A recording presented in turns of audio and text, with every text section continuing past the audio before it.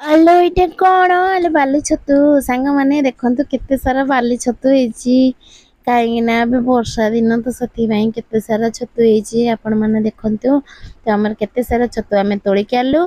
ତ ଆକୁ ଆମେ ଚାଲନ୍ତୁ କେମିତି ପ୍ରସ୍ତୁତ କରିବା ଦେଖିବା। ତ ଏଇଠି ଦେଖନ୍ତୁ କଢ଼ ଗୁଡାକ ଖାଲି ହେଇଛି ମୁଁ ତ ତୋଳି ଆଣିଥିଲି। ଏତିକି ସାରା ଛତୁ ପାଇଲି ବର୍ଷା ଦିନେ ଆଗରୁ ବହୁତ ଛୋଟ ଛତୁ ଫୁଟୁଥିଲା। ଏବେ ତ ଆମର ଭଲ ଛତୁ ଫୁଟୁନି ଯାହା ହଉ ଦିଟା ଏତେ ଦିନ ପରେ ଛତୁ ମିଳିଛି ପାଟିରେ ବାଜିବ। ତ ସେଥିପାଇଁ ମୁଁ ଛତୁକୁ ଭଲ ଭାବରେ ସଫା କରିକି ଗୋଟେ ଜାଗାରେ ରଖିଦେଲି। ତାପରେ ହଳଦୀ ପାଣି ଗୋଟେ ବେଲାରେ ରଖିଦେଲି କାହିଁକି ନା ଛତୁକୁ ଭଲ ଭାବରେ ଧୋଇବି ନହେଲେ ପୋକ ବାହାରିବ ପୋକ ଲାଗି ଯାଇଥାଏ। ତ ସେଥିପାଇଁ ମୁଁ ହଳଦୀ ପାଣିରେ ଛତୁକୁ କିଛି ସମୟ ପକାଇକି ଭଲ ଭାବରେ ତାକୁ ବତୁରେଇ ଦେଲି। ବାଲି ବି ଛାଡ଼ିଯିବ ଆଉ ପୋକ ବି ବାହାରିଯିବ। ଏପଟେ ମୁଁ ଆଳୁ କାଟିକି ସୋରିଷ ତେଲ ଚୁଲିରେ ଗରମ କରିଦେଇଥିଲି। ତ ଆଳୁ କଟାକୁ ପକାଇକି ଟିକେ ଭଲ ଭାବରେ ଭାଜିଦେଲି।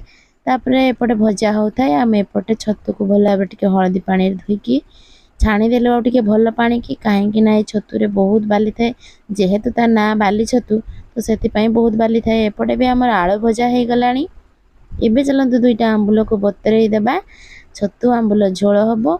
ତ ଏଠି ମୁଁ କଟା ପିଆଜ ଟିକେ କାଟିକି ପକେଇଦେଲି କାହିଁକି ନା ଆଳୁ ଅଲରେଡ଼ି ଆମର ଭଜା ହେଇଗଲାଣି।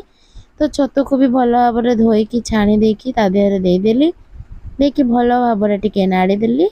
ଦେଖନ୍ତୁ କେତେ ସାରା ଛତୁ ତାକୁ ଭଲ ଭାବରେ ନାଡ଼ି ଦେଇ ସାରିଲା ପରେ ଏବେ ଆମେ ଟିକେ କ'ଣ କରିବା ଅଳ୍ପ ଟିକେ ଲଙ୍କାଗୁଣ୍ଡ କାହିଁକି ନା ଅଳ୍ପ ତରକାରୀ ଅଳ୍ପ ଟିକେ ଲଙ୍କାଗୁଣ୍ଡ ଆଉ ଭୃସଙ୍ଗ ପତ୍ର ହଳଦୀ ଗୁଣ୍ଡ ଦେଇକି ଭଲ ଭାବରେ ତାକୁ ଭାଜିଦେଲୁ।